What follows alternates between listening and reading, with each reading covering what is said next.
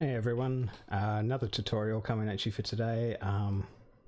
So currently my editing software is a little bit on the fritz, so you might be getting the uncut version of the tutorial today if I can't get it to work. And if you can get it to work, well then you're not going to hear this by every chance. Anyway, there's been quite a bit of work done towards manipulating the Mythril cave to Junon section of the world map, and I have made up a spreadsheet full of all the IGTs. So this range is from 153, 154, and 155, and I will throw in some more for 152 at a later date. That's still to come, but with the 153s and the 154s, even and 155s, a lot of runners will be able to hit these manipulations, provided you have your mid-guard times to a reasonable degree. This is definitely not a beginner-focused tutorial, but basically, the way that we've done this is we set it up so that there's only going to be one of 3 different pathways that you're going to take throughout the world map. The thing that changes with these manipulations is where you use the menu, because if you're moving and you open the menu at the same time, it shifts your RNG, and provided you also have a good IGT combined with that, you can use those menus to ensure that you don't get any encounters. So first of all, there's a movement system that I've set up, and there's a movement system that Ace has set up, and then there's a couple of variations based on those, but they're very small. So the first one we'll go through is the one that I created, which is called green, and essentially this is going to, you use the world map, you use the in-game time just before exiting Mythril Cave to set up your manipulation, and you exit on the IGT. So for example, we'll say IGT 156.15, and then for mine, which is, I call it the grey path, hold up left, and then hold up left, up left, up left, up left, and go to left. And the point where you go to left is when you're in line with this double prong here. So that is when you want to go directly left. Now, movement at the start is very important to be accurate, because the Zolom is also contributing to the IGT, not to the IGT, to the RNG of when you get an encounter when it's loaded on the world map. He's not loaded on the world map for the entire time, but he is when you spawn. So it is very important that you get this right. So we'll do that again. So we'll just go now, whatever. So it's hold up left for the grey path. Up left, up left, up left. Shift to left.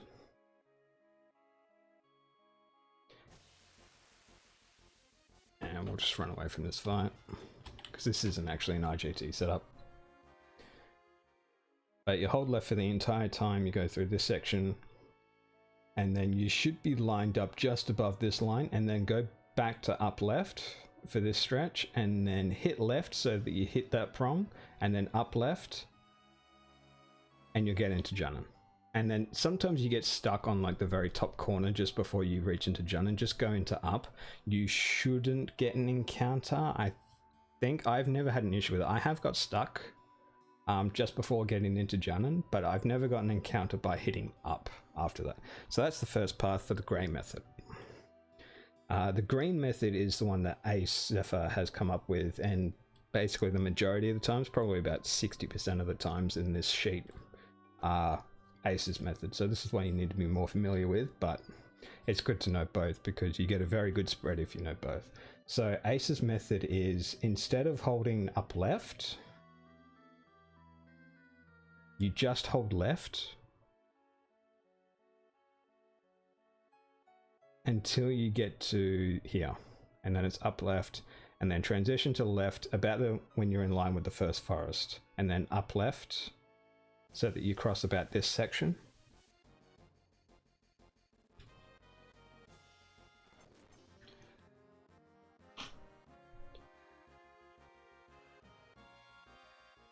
and you keep going up left all the way until you get basically just under this kind of line. You can see the cross section where the grids are for the world map. You want to get to about here. In fact, you probably want to go a bit lower, to about here. You just want to be able to get over this grey patch without going too high. So get as close to the grey patch without being on top of it. And when you get to about that point from going up left, just hold left. God damn it.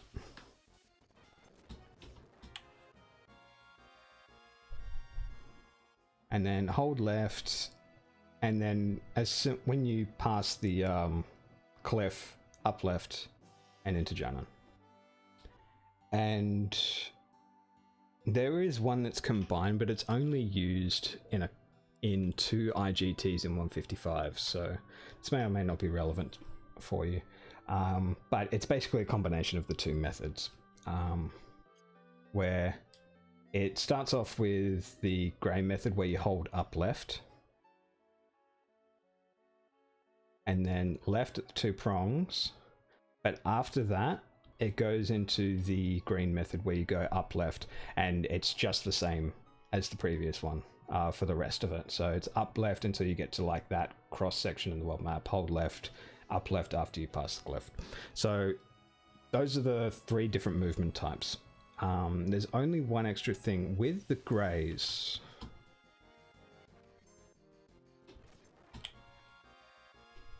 I did add, when you get to this point, there's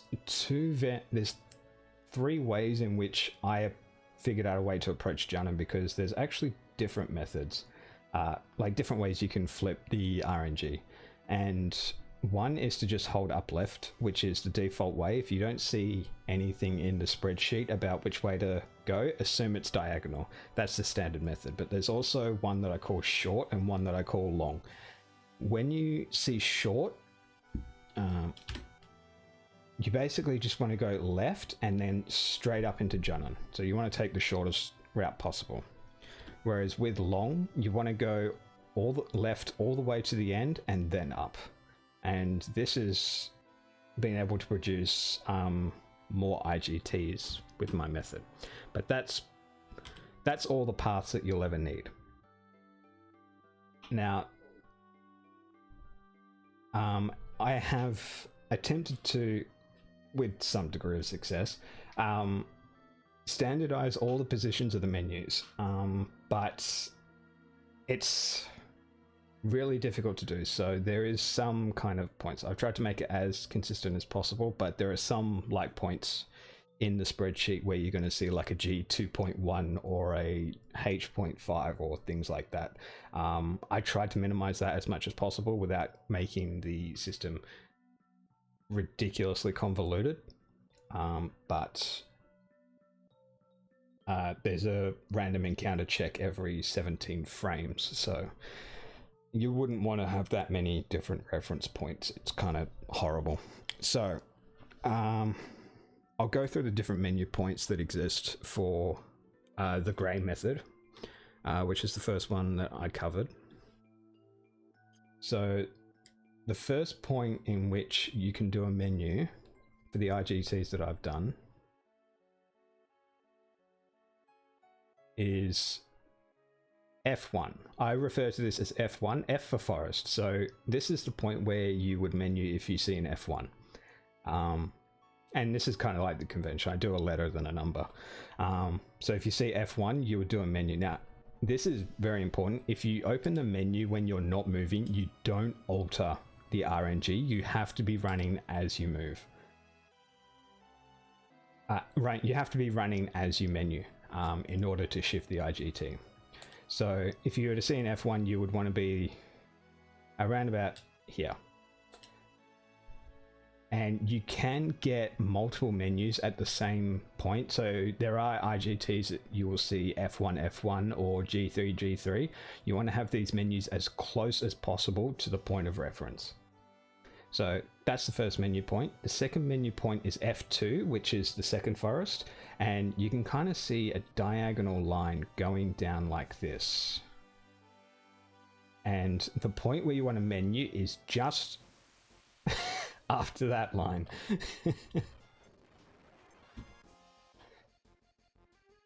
You can tell I don't have editing software working at the moment. So basically here is where you want to menu if you see an F2. So if I had an F2, it would look something like that. The next point I use is G1, G2, G3, and these stand for grass, which is the dark sections of grass. Now, for my method, this is G1, like this kind of section here. This would be my G1. So if I was to do a menu, it'd be like that. That's actually a little bit late, but it's not too bad. G2 is in line with this part here. So that is where you want to menu if you see G2, and G3 is at the end, like so. The next point I refer to H. At this point I gave up giving names for everything and I just went like in sequential order of the alphabet. So H is just after this, in line with this indent. So you want to do it like if I was to do a menu, it would be about here. I'll show you what it looks like. About that. That would be a H. And then after H, I didn't do I, just to make it easy to read. Next is J. J1, J2, J3. And that's it for my points. So J1, after you transition to up left from this point, there's a black spot right here. This is the point where you want to menu if you get a J1. God damn. So yeah, that would be the menu for J1. J2 is at the end of the grey patch, like so. And J3 is this prong here, like this little random offshoot of grey patch is J3. So it'll be up left, left, menu. And then into Junon. That's the last point where you menu for my method. Now for aces, the first point where you can menu is actually a little bit earlier. He started doing menus earlier, but I'll start. So you want to run left, and there, it might be hard to see in the video because of YouTube encoding, and it's kind of hard to see anyway, but there's kind of like a T. It's kind of hard to see, but there's kind of like a T here of dark green. This is the visual cue that I used in the emulator to make these. That is the first point where you can menu, and it's also the point where you turn, so it's a very good point. So if I was to menu on E, it would be like, that was actually a bit early, I'll go back. It'd be like here, and then when I close the menu, I just go straight into up left. And then F1 is the same. F1 is the next menu, and it's the same point. And F2 is the same. So I tried to keep these similar as possible, but this is where things change. G1, I have moved to here. It seemed just a little bit better because there are some encounter checks between G1 and G2, which G2 is here. And it didn't really make much sense to put G1 here. It would have been consistent, but I would have had to create another reference point for here to make the all the IGTs work. So G1 is here. Thankfully, there's not a lot of them, but try and remember that. Now, G2 is where things kind of get a little bit dicky. So G2 on its own is like just before the vertical line of the, like this dark grey patch. You want to hit it before hitting the dark grey patch for G1. So if I was to do it, it would look like that. That's a G1. However, there is an encounter check right after this line. It's about here. Somewhere around here, there's an encounter check that you're going to hit. And menuing on G1 sometimes isn't correct to make the IGT work. So I also did G2.1 in the spreadsheets. And if you see a G2.1, you want to menu just after that encounter check, which is on the back side of this square patch. Next is H. H is a completely different point, but you will actually, my movement's gone a little bit scuffed, but you'll approach something like this. And H is just after this line. And then J1 follows the same convention with the dark grey patch, but you want to do it here, kind of like at the highest point of this grey patch. When you're in line with that, obviously don't run on the grey patch like I said before, but pretty much at the highest point is J1. The only thing that kind of breaks the naming convention of how I've done these IGTs is this section here. You've got like the diagonal line going here, so I use this as a marker for where to do menus, and it goes D1, D2 for the halfway point between the start and the end of the diagonal, and then D3 for the end of the diagonal. So that would be a D1, and then that would be a D2. Make sure you go deep into D2.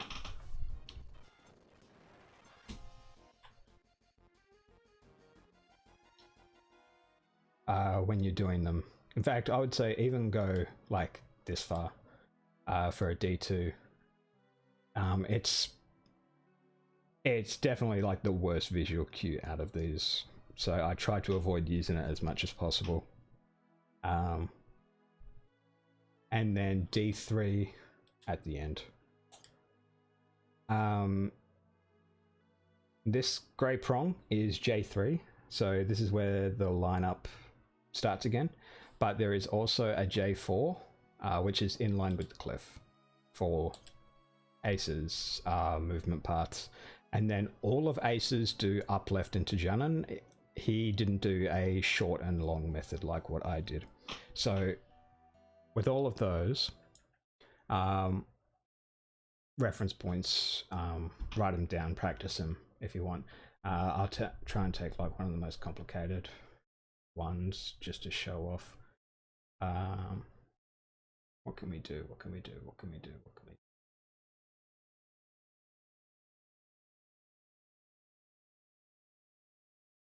It's a good variety. Alright, we'll do... This doesn't show off a huge amount, but it's a good proof of concept. So we'll do 154.18, which is an F1, J1, J1. Oops. But in order to do that, I have to reload the save and change the IGT. So 6840, yeah, and 18. Ah, damn it. I didn't save in time. 68. Let's do 68, 52, 14, 15, 16, 17, 18. Oops, I can't see my notes. F1, J1, J1. And this is the ace method, so we would hold left.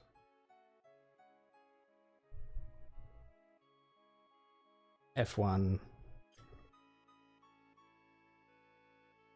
Up left.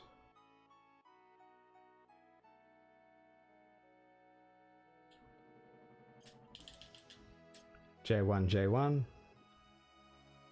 Keep holding left, up left into Junon, like so. That's like a case in point. Any questions or problems, message me. Link to the, I'll put a link to the spreadsheet. It's just a Google sheet, so you can look at it online. That'll be in the description. Hope this actually works, and good luck on your runs.